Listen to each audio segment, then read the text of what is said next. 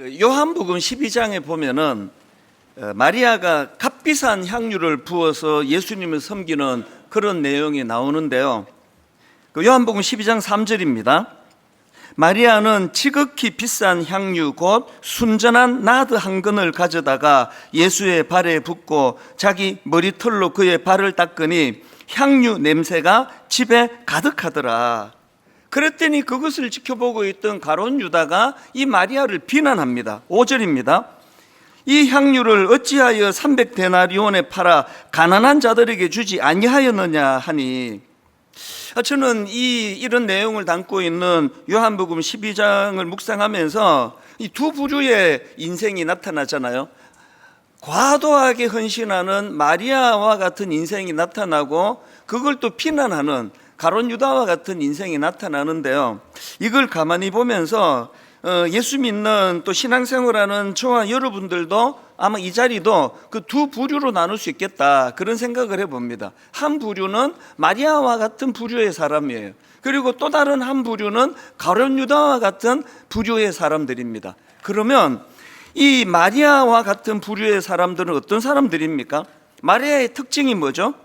지금 마리아는 예수님과의 관계를 사랑의 관계, 은혜의 관계로 유지하는 특징이 있는 게 마리아고요. 여기에 반해서 가룟 유다는 예수님과의 관계를 거래 관계로 생각하는 특징이 있습니다. 이걸 제가 조금 더 자세히 설명을 드려보겠습니다.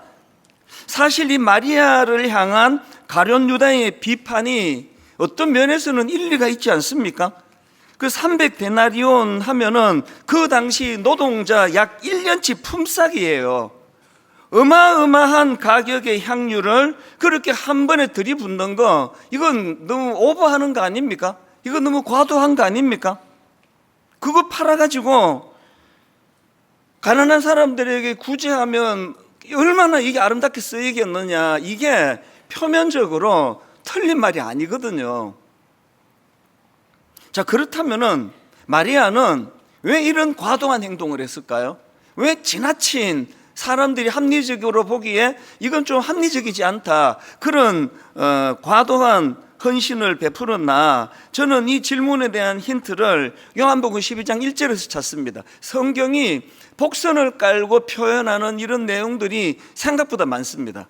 자, 이 내용을 다루고 있는 12장 1절에서 장소를 주목시키는데요. 한번 보십시오. 12장 1절. 유월절 엿새 전에 예수께서 베다니에 이르시니 이곳은 예수께서 죽은 자 가운데서 살리신 나사로가 있는 곳이라. 지금 뭘 강조합니까?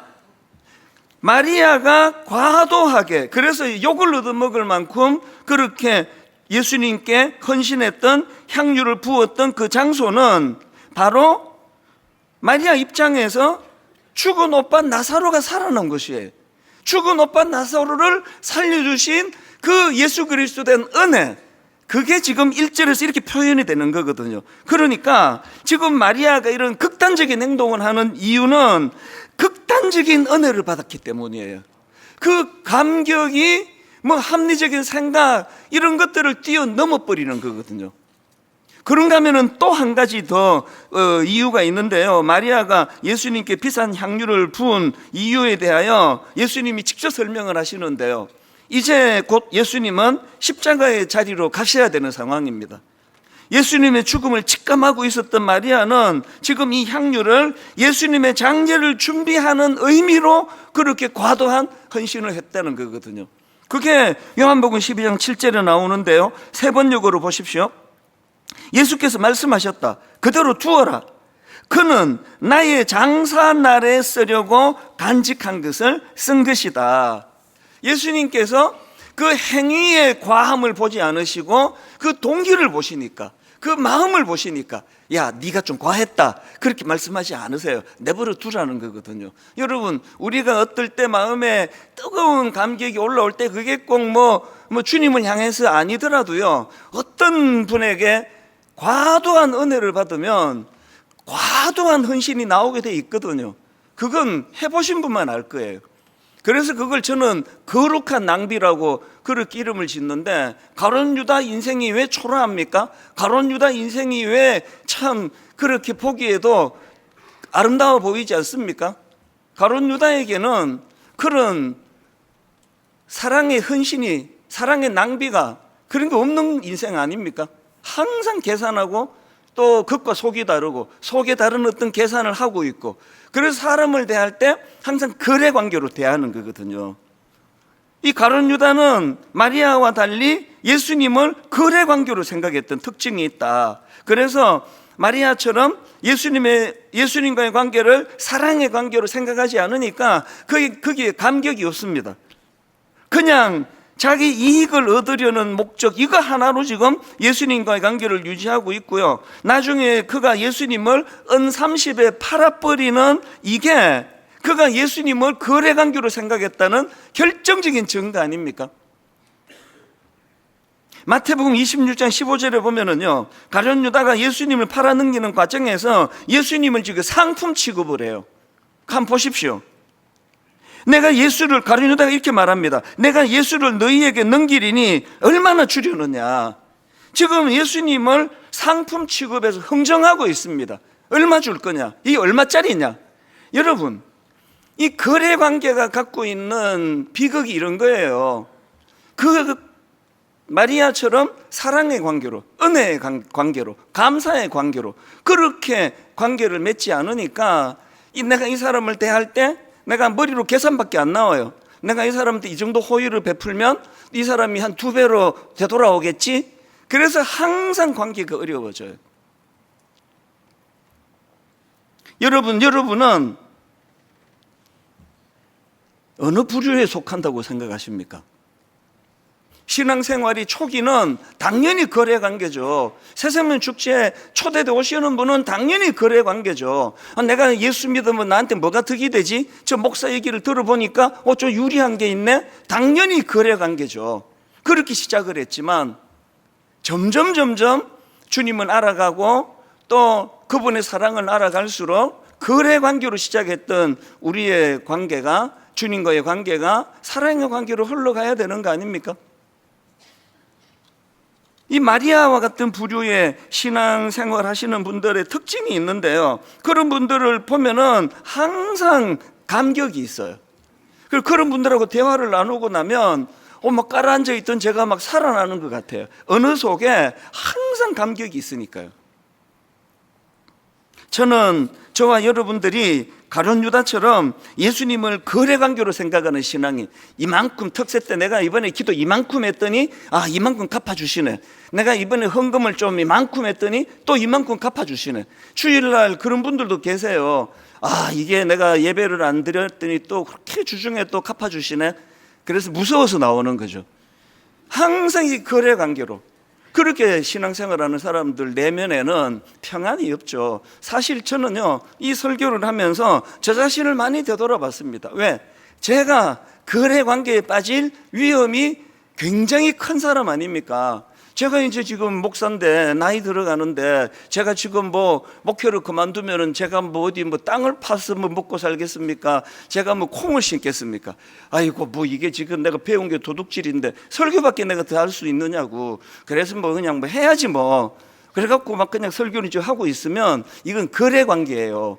여러분 아무도 모르시죠, 그거는? 아니요, 알아요. 잘 들어보면 알아요. 저 목사가 저게 꾼이구나. 그것도 잘 들어보면 압니다. 이게 거래 관계예요.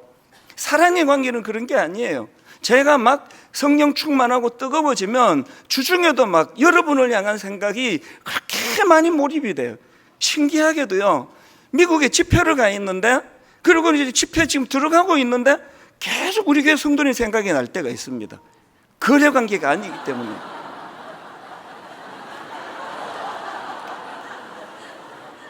그렇게 좋으세요? 제가 개척 23년 만에 이런 반응을 처음 봅니다. 네. 이게 사랑의 관계거든요. 은혜의 관계. 우리 목사가 정말 저런단 말이야? 거래 관계가 아니구나. 그러면 이제 감동이 되는 거죠. 하나님 앞에서 우리 자신을 돌아보셔야 돼요. 예수님 그렇게 오래 믿고 교회를 그렇게 오래 다니는데 감격이 없고 뜨거우면 그냥 찾아볼 수가 없고 눈물이 하나도 일어나지 않고, 그런 것들은 지금 자기를 점검할 수 있는 잣대 중에 하나라고 저는 생각하거든요. 저는 저와 여러분들이 하나님을 거래관계로 대하지 않았으면 좋겠습니다. 왜? 하나님이 우리를 거래관계로 대하지 않으시거든요. 신명기 7장 7절을 보십시오. 여호와께서 너희를 기뻐하시고 너희를 택하심은 너희가 다른 민족보다 수요가 많기 때문이 아니니라. 너희는 오히려 모든 민족 중에 가장 적으니라.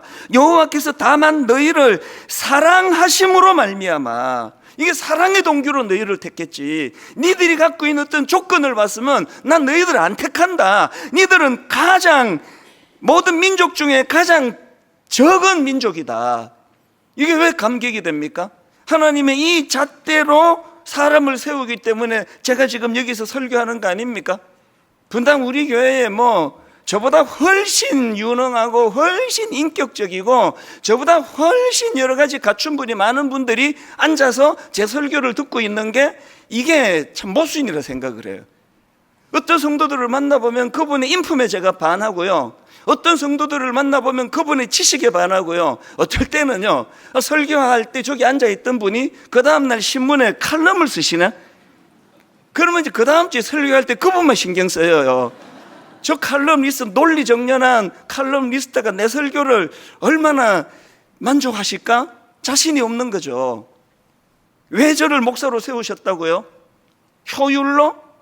거래관계로? 요놈 세우면 벌이가 짭짤하겠다, 그래서 저를 세운 게 아니에요. 왜 세우셨냐고요? 다만 너희를 사랑하심으로 말미암아. 이민생활 끝나고 한국으로 돌아와 가지고 제가 청소년 사역을 하고 분당 우리교회를 개척하고 많은 일을 한 것 같지만 그 모든 수혜자는 저 자신이라는 걸 알아요. 어디서 제가 이런 기쁨을 누리겠냐고요. 왜 저를 목사로 부르셨나? 왜 자격 없는 저를 하나님의 자녀로 부르셨나? 딱 한 가지 이유, 다만 너희를 사랑하심으로 말미암아. 저는 성경에서 참 씁쓸한 대목이 좀 있는데요, 가장 씁쓸한 게 요한복음 13장 1절과 2절입니다. 연속으로 읽으면 이게 대비가 될 겁니다. 유월절 전에 예수께서 자기가 세상을 떠나 아버지께로 돌아가실 때가 이런 줄 아시고 세상에 있는 자기 사람들을 사랑하시되 끝까지 사랑하시니라. 그런데 2절입니다. 마귀가 벌써 시몬의 아들 가룟 유다의 마음에 예수를 팔려는 생각을 넣었더라. 이 대비가 너무 선명하지 않습니까? 주님은 지금 사랑의 관계로 우리를 품어주시는데 가룟 유다는 그 순간에 거래 관계로 주님을 대하는 거예요. 비슷한 일이 삼손에게도 일어났는데요, 삼손이 참 부실한 인간이고, 이런 인간은 반면교사, 안 닮는 게 좋아, 그러면서 고개를 돌릴 그런 초라한 인생이지만 세상에서 가장 불쌍한 인생이 또 저는 삼손이라 생각해요. 삼손이 어느 대목에서 이렇게 제가 불쌍한가 하면은요, 사사기 16장 4절을 보십시오. 이후에 삼손이 소래 골짜기에 들릴라라 이름하는 여인을 사랑하며, 들릴라라 이름하는 여인을 사랑하며. 그런데 5절을 보세요. 이 들릴라의 태도를. 블레셋 사람의 방백들이 그 여인에게로 올라가서 그에게 이르되 삼손을 깨워서 무엇으로 말미암아 그 큰 힘이 생기는지, 그리고 우리가 어떻게 하면 능히 그를 결박하여 굴복하게 할 수 있는지를 알아보라. 그리하면 우리가 각각 은 1,100개씩을 너에게 주리라 하니. 여기에 넘어간 게 들릴라 아닙니까? 지금 저 남자는 어리숙해, 좀 모자란 게 있어도 진짜 자기를 사랑하거든요. 진짜 자기를 사랑해가지고요, 삼손이 이 들릴라가 지금 자기를 잡을 의도로 갖고 있다는 걸 3번이나 알게 됐잖아요. 못 내치는 거예요. 이게 사랑이에요. 그래서 어리석은 거죠. 못 내치는 거죠. 이게 세상의 사랑 아닙니까? 여러분, 우리가 주님께서 우리를 향하여 내가 너희들을 사랑하시되 끝까지 사랑한다, 그렇게 말하면 우리 어떻게 반응해야 됩니까? 주님 부족하지만 저도 주님을 사랑하되 끝까지 사랑하겠습니다, 이렇게 반응해야 되는 거 아닙니까? 지난 여름에 저는 이 문제에 대해서 깊이 고심을 했습니다. 그래서 이제 하나님이 아가서를 읽게 하시더라고요. 그래서 아가서를 이제 묵상하니까 너무 좋은 거예요. 그래서 이번 특세는 아가서다. 그렇게 제가 마음으로 확정을 했죠. 그렇게 아가서를 묵상하는데 또 하나님이 갑자기 또 전도서를 또 묵상하게 하는 게 바로 그 앞에 있거든요. 전도서를 묵상하니까 너무 좋은 거예요. 그래서 이번 특세는 전도서다. 전도서로 가야 되겠다. 그랬는데 또 좀 있다가 하나님이 다시 또 아가서를 또 읽히시는 거예요. 그래서 이번 특세는 아가서다. 그래가지고 이제 아가서로 오늘까지 결정을 하고 있는데 내일 여러분이 특세 나오시면 본문 전도서 1장 이렇게 갈지 몰라요. 계속 이게 바뀌면서 그래서 제가 아가서를 먼저 묵상하고 그 다음에 전도서를 묵상하다가 다시 아가서를 묵상하는 과정에서 굉장히 중요한 포인트 하나를 발견한 겁니다. 자, 전도서 1장 2절을 보십시오. 전도자가 이르되 헛되고 헛되며 헛되고 헛되니 모든 것이 헛되도다. 전도서는 말씀을 이렇게 시작합니다. 그리고 맨 마지막인 12장으로 가보시면요, 말씀이 이렇게 마무리가 돼요. 전도서 12장 8절입니다. 전도자가 이르되 헛되고 헛되도다. 모든 것이 헛되도다. 이렇게 헛되다를 강조하는 것이 전도서인데요. 그런데 여기 나오는 이 헛되다, 이걸 히브리어로 보면은 이게 헤벨이라는 단어, 헤벨. 이 헤벨은 그대로 직역을 하면 입김, 수증기라는 뜻이에요. 그래서 이 헤벨이라는 단어가 구약에 한 군데 더 나오는데요, 시편 62편에 헤벨이 나옵니다. 시편 62편 9절입니다. 슬프도다. 사람은 헤벨이며 사람은 입김이며 사람은 헤벨이며 사람은 입김이며. 제가 이번 여름 동안에 계속 이 헤벨을 묵상하게 하나님이 하셨어요. 인간은 헤벨이 헤벨. 그리고 같은 개념이 신약에도 나오는데요, 야고보서 4장 14절입니다. 내일 일을 너희가 알지 못하는도다. 너희 생명이 무엇이냐? 너희는 잠깐 보이다가 없어지는 안개니라. 이게 같은 내용 아닙니까? 제가 지난 여름 내내 헤벨. 그래서 이렇게 걷다가요, 사람 없을 때는 제가 이게 헤벨이야. 나 혼자서 여러분 한 12월 달쯤 돼가지고 밖에 나가서 산책하다가 하면은 여기에 입김이 조금 나오다 끝나요. 그게 헤벨이에요. 사람이 헤벨이래요. 그러니까 제가 여름에 이거를 묵상하다가 보니까 헤벨 입김 자체가 여기 아무것도 아닌데 제가 이제 60대가 됐어요. 그러니까 지금 헤벨 중에도 끝물이에요. 이제 끝에 그거예요. 이게 제 인생이에요. 그러니까 전도서에서는 이걸 헛되다고 표현했지만 이번 여름에 저는 아니에요.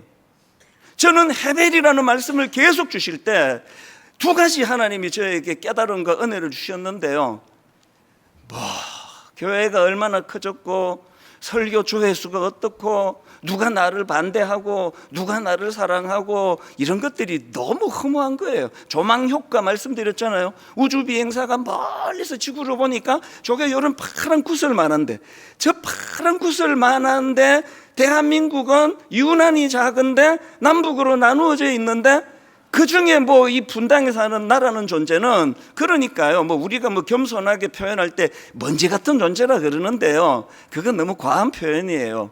수학으로 치면요, 이 무한대는 없는 거예요.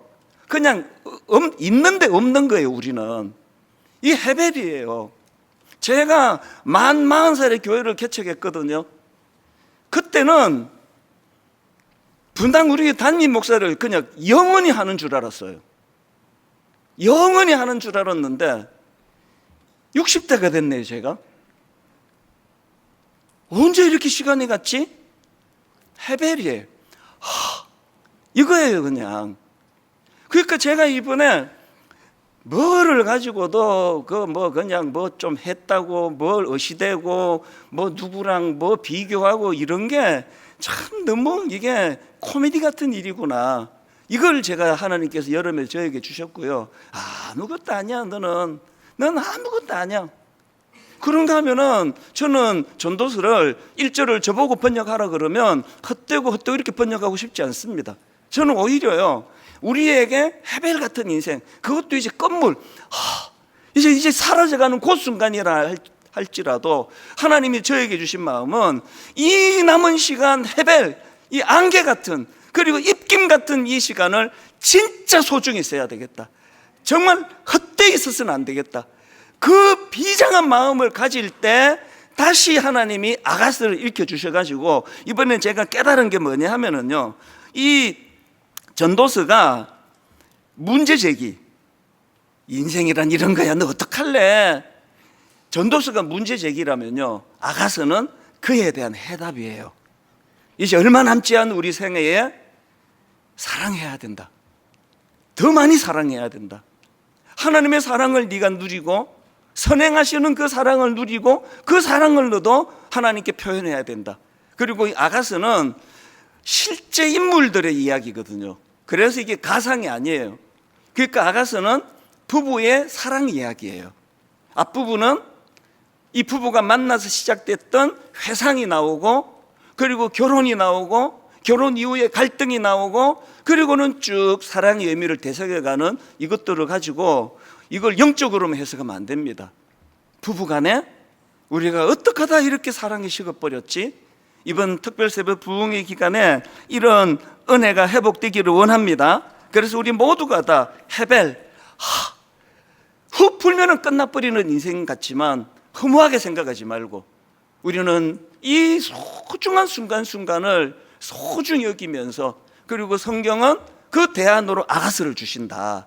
이런 흐름을 따라 이번에 하나님이 은혜를 주시기 원하는데요. 그런데 문제가 뭐냐 하면은 아가스가 이게 읽기가 쉬운 성경이 아니잖아요. 그래서 아가스를 설교를 하는 것이 좀 주저가 돼요. 왜 그러냐니까, 우선 아가스는요, 장르가 시예요. 그래서 영어 제목으로 아가스를 Song of Songs라 그러잖아요. 노래 중에 노래. 그러니까 이 아가스는 노랫말이에요. 시예요.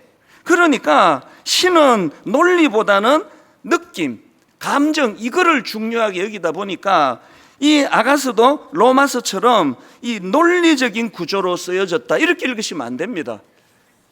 그 시의 특성상 사랑하는 연인 간에 서로를 향해 부르는 노래들이 이어지면서 비슷한 내용이 반복되거나 또 생략되고 막 그래요. 여기 갔다가 갑자기 저기 갔다가, 그리고 결정적인 것은요, 화자가 누군지를 알 수가 없습니다. 이게 읽다가 이게 지금 여인이 고백을 하나 했는데 좀 있으면 또 남자가 고백을 하고, 그리고 또 이따가 4절 읽을 때 제가 설명드리겠지만 앞부분은 지금 여자가 고백했는데 뒷부분에는 그 친구들이 코러스를 넣어요. 그래서 이거를 우리 성경으로 읽으면 이게 도대체 뭔 소리인지를 몰라요. 그래서 저는 가끔씩 어떤 성도님들이 자기가 아가서 읽고 너무 은혜를 받았다 그럴 때마다 경이로워요. 이게 어떻게 된 일이지? 이 화자도 막 너무 헷갈리고요. 그리고 또 아가스에는 이 비유적인 표현이 많잖아요. 두 남녀의 사랑 이야기 형식으로 진행이 되지만 그냥 단순한 인간적인 사랑을 묘사하는 게 아니라 거기에 하나님과 이스라엘 백성, 그리고 우리로 치면 그리스도와 교회, 그리스도와 우리 같은 성도와의 관계, 이런 것들을 이제 묘사를 하다가 보니까 아가스에 나오는 솔로몬 왕은 그리스도를 상징할 그런 설명이 많고, 그리고 또 술람미 여인은 또 교회나 성도를 상징하는 것으로 해석할 수가 있고, 그러다 보니까 이 아가스에 나오는 술람미 여인의 간절한 그리움과 사랑은 구원받은 성도들이 그리스도에게 향하는 애틋한 사랑과 갈망, 이걸 비유적으로 설명한 거니까 이걸 잘 이제 파악해서 읽어야 된다는 거죠. 그래서 어렵다는 거죠. 그리고 또 한 가지, 아가스가 읽기 어려운 것은요, 이 남녀 간의 사랑에 대한 직설적인 표현이 많아요. 그러다가 보니까 민망한 표현이 많습니다. 근데 사실 여러분, 이 표현들의 배경을 아셔야 되는 게, 아가스는요, 결혼과 성의 신성함을 이야기하는 겁니다. 에덴 동산에서 범죄하기 이전에 아담과 하와 그 부부가 뼈 중에 뼈요 살 중에 살이요 고백을 하고 벌거벗고 살아도 하나도 부끄럽지 않은 그 범죄 이전의 그 모습들이 오늘 우리 세상이 너무나 타락하고 변질되고 그러다가 보니까 이 아가서에 나오는 직설적인 사랑의 표현들은 이 부부관계 내에서의 성적인 친밀감을 아름답고 거룩한 것으로 그렇게 묘사를 하고 있는데, 이 육체적인 결합은 단순한 본능에 의한 게 아니라 이 영적인 연합을 상징하는 거룩한 행위라고 하는데, 우리가 지금 젖어 살고 있는 건 너무나 타락한 형태의 성관계, 사랑의 관계, 이런 언어들이 일어나니까 이게 막 우리가 민망한 거예요. 여러분들이 이번에 이 아가서를 이제 그 흐름을 좀 아시고, 또 남자가 말했나 여자가 말했나, 이거는 지금 코러스인가, 이런 것들이 좀 파악이 되고 나신다면 이제 여러분들이 아가서를 정말 이 아름다운 하나님이 허락하신 부부간의 사랑을 위하여, 그리고 또 그리스도와 우리와의 관계 속에 이루어져야 되는 사랑에 대하여 하나씩 하나씩 그렇게 깨달아서 받는 은혜가 있을 줄로 믿습니다. 지난 여름에 제가 헤벨, 이 단어를 계속 되뇌이면서 허무하리 많지 짧은 저의 인생, 이거를 자각하는 과정에서 하나님이 전도서로 특세를 하려고 했는데 아가서를 하라고 다시 2번의 번복을 거치게 하신 그 의도를 살리면서 이제 우리 모두가 다 우리 남은 생애가 더욱 주님을 사랑하고, 그리고 더욱 우리 아내, 남편을 사랑하고, 이런 사랑이 우리 안에서 회복될 때 짧은 인생이지만 절대 허무하지 않게 흘러갈 줄로 믿습니다. 아가서 1장이 바로 이런 갈망의 마음을 표현하는 것으로 말씀이 시작되는데요. 자, 오늘 본문 아가서 1장 1절부터 4절까지를 보십시오. 제가 천천히 읽어드리겠습니다. 솔로몬의 아가라, 내게 입맞추기를 원하니 너의 사랑이 포도주보다 나음이로구나. 너의 기름이 향기로워 아름답고 너의 이름이 쏟은 향기름 같으므로 처녀들이 너를 사랑하는구나. 왕이 나를 그의 방으로 이끌어 들이시니 너는 나를 인도하라. 우리가 너를 따라 달려가리라. 여기까지가 이 여인이 한 이야기고요. 4절 후반부는 이게 코러스입니다. 친구들의 코러스예요. 우리가 너로 말미암아 기뻐하며 즐거워하니, 앞에서 내게 뭐 이렇게 나가다가 여기 우리로 나오는 거거든요. 우리가 너로 말미암아 기뻐하며 즐거워하니 너의 사랑이 포도주보다 더 진함이라 처녀들이 너를 사랑함이 마땅하니라. 이 자세한 풀이는 이제 내일부터 월요일부터 시작되는 특세 때 제가 좀 풀어드리기로 하고요. 오늘은 그냥 이 본문 말씀 그대로를 좀 느끼시면 좋겠습니다. 아가서는 두 남녀의 사랑 이야기, 더 정확히는 부부간의 사랑의 노래라는 이런 방식으로 진행되는 책이라는 걸 기억하시고, 그리고 우리 부부가 서로 사랑 안에서 회복이 되는 은혜를 사모하고, 한 걸음 더 나아가서 그리스도와 우리와의 관계, 이 사랑의 관계, 거래 관계가 아니라 마리아처럼 어떤 걸 들이부어도 아깝지 않은 이 사랑의 관계, 우리 모두가 다 사랑을 갈망하잖아요. 누군가에게 사랑을 받고 싶고 누군가를 사랑하고 싶고, 이것이 지금 변질되고 오염되어 있는 이런 시대에 사랑을 회복하는 은혜를 새벽마다 주시기를 원합니다. 제가 이런 자료 저런 책을 보다가 보니까 강준민 목사님이 쓰신 책에 이게 참 옛날 연애편지 있을 때 생각이 나더라고요. 여러 그 주옥 같은 문장이 있어가지고 이거를 제가 좀 읽어드리려고 옮겨 적어봤습니다. 자, 한번 들어보십시오. 사랑한다는 것은 참으로 아름다운 것입니다. 사랑은 어두운 가슴을 밝히는 빛입니다. 사랑은 식은 가슴을 덮여주는 불입니다. 사랑은 시든 영혼을 솟게 합니다. 사랑은 향기롭고 사랑은 감미롭습니다. 사랑은 보이지 않지만 볼 수 있고, 사랑은 말이 없지만 느낄 수 있습니다. 사랑할 때 모든 것이 새롭게 태어납니다. 사랑할 때 살맛이 납니다. 사랑할 때 우리의 가슴은 뜨거워집니다. 사랑할 때 생의 의욕이 솟구치고, 사랑받을 때 세상이 모두 우리를 위하여 존재하는 것 같은 느낌을 갖게 됩니다. 사랑은 출렁거리는 바다 같고, 또한 사랑은 고요한 호수와 같습니다. 사랑은 활활 타오르는 불 같고, 사랑은 따뜻하게 스며드는 봄바람 같습니다. 이것들을 쭉 읽어가는데 막 제 사춘기 시절에 우리 교회의 어떤 여학생을 짝사랑했던 그 순수한 사랑도 기억이 나고, 제 아내를 만나가지고 지금까지 30몇 년이 지날 동안에 그래도 여전히 사랑이 유지되면서 가는 그 감사가 나오고요. 이것이 얼마나 감사한지 저는 개인적으로 제 아내에게 진짜 감사합니다. 저는 제 아내를 사랑하거든요. 그런데 제 아내는 제 사랑을 팔아먹지 않으니까 그 들릴라처럼 요즘 진심이에요. 우리가요, 누군가를 사랑했을 때 그 사랑의 가치를 알아주는 사람을 만나는 게 이게 얼마나 복인지 아십니까? 우리가 누군가를 사랑했을 때 그 사랑을 있는 그대로 받아주는 그런 배우자를 만나는 거, 이게 여사롭지가 않더라고요. 이혼 숙녀를 볼 때마다 느끼는 거예요. 마음을 다해 사랑하는 걸 마음을 다해 받아주는 게 이게 기적이구나. 너무나 이런 문제로 상처를 받고 삼손과 같이 배신을 당해 눈알이 뽑히고 억장이 무너지고 이런 많은 것들이 일어나는 시대이기 때문에 저는 그런 분들이 주님께로 나와야 된다 생각합니다. 자기 사람들을 사랑하시되 끝까지 사랑하시니라.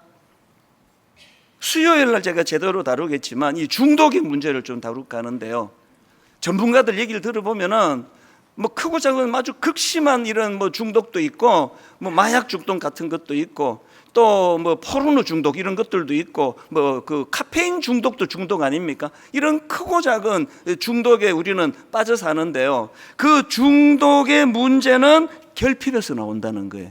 특히 사랑의 결핍. 사랑의 결핍에서 중독이 나온다. 저는 이번에 기도를 합니다. 하나님, 이번 특별 새벽 부흥의 기간 가운데 이런저런 크고 작은 중독에서 치유되는 역사가 일어나기를 바랍니다. 하나님의 사랑을 충분히 공급받을 때, 결핍이 사라질 때 중독이 해결되는 은혜가 있기를 바랍니다. 그러려면은요, 다윗에게 배워야 돼요. 갈망하는 마음. 이 시편 42편 1절 2절입니다. 하나님이여, 사슴이 시냇 물을 찾기에 갈급한 같이 내 영혼이 주를 찾기에 갈급하나이다. 내 영혼이 하나님 곧 살아계시는 하나님을 갈망하나니 내가 어느 때에 나아가서 하나님의 얼굴을 배울까. 편지 한 통만 소개하고 말씀을 마무리하려고 하는데요, 언젠가 그 전북 김제에서 어느 집사님이 편지를 보내왔어요. 제 메일 주소를 모르니까 아는 부목사님에게 좀 전달해 달라고. 이렇게 내용이 있더라고요. 남편의 신앙에 문제가 생겨 괴로워하다가 목사님께 부탁드려 도움을 청해 보려고 합니다. 저의 편지를 이찬수 목사님께 전달해 주시기를 바랍니다. 그렇게 하고는 이제 쭉 내용이 이제 전개되고는 그 중에 이런 내용이 나옵니다. 저의 평생 기도 제목은 남편이 하나님을 믿는 것이었습니다.